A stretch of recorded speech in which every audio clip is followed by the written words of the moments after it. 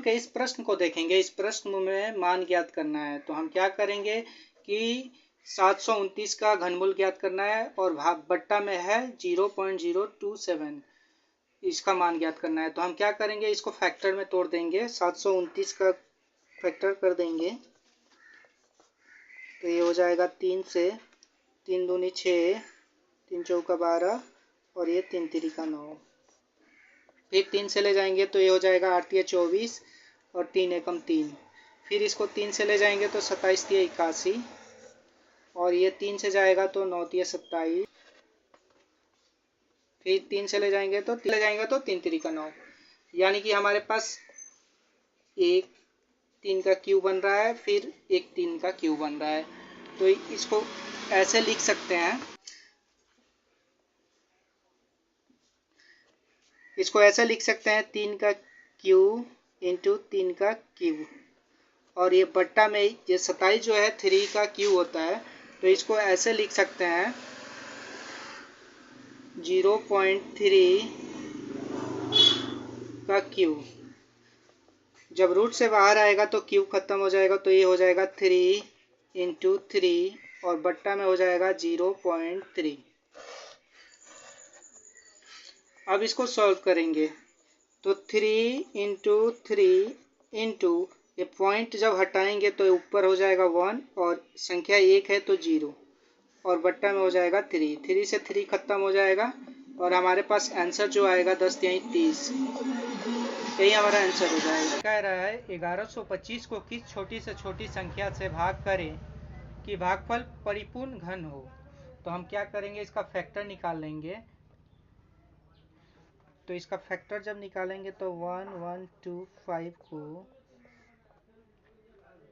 5 से ले जाएंगे तो ये हो जाएगा 5 दूनी के 10 और फिर हो जाएगा 50 25। फिर 5 से इसको ले जाएंगे तो ये हो जाएगा 5 चौका 20 और 50 25। फिर 5 से ले जाएंगे तो ये 40। फिर ये 3 से जाएगा तो 3 तिरिका 9।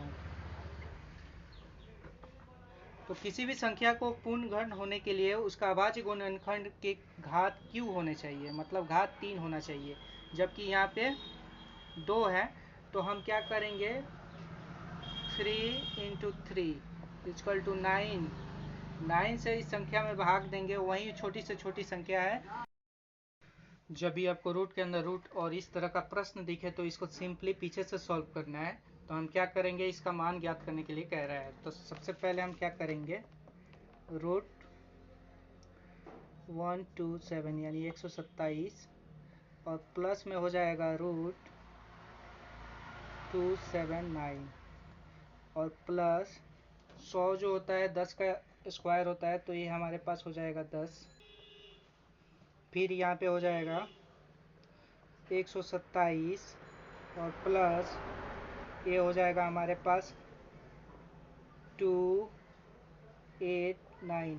क्या करेंगे, 127 में 17 को जोड़ देंगे तो ये हो जाएगा 7 7 14 का 4 हाथ में 1 2 1 3 और 1 4 और 1 144 और 144 जो होता है 12 का स्क्वायर होता है, तो 12 यही हमारे पास आंसर हो जाएगा। प्रश्न में पूछ रहा है root 169 plus root 144 minus root 225 का मान क्या होगा।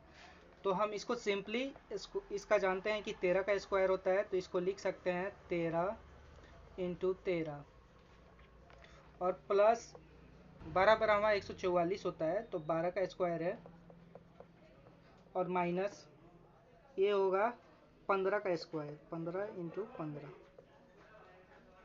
रूट से बाहर आएगा तो 13, अब प्लस में हो जाएगा 12 और माइनस में हो जाएगा ये हमारा 15। 12 और 13 25 माइनस 15, तो हमारे पास आंसर जो होगा 10।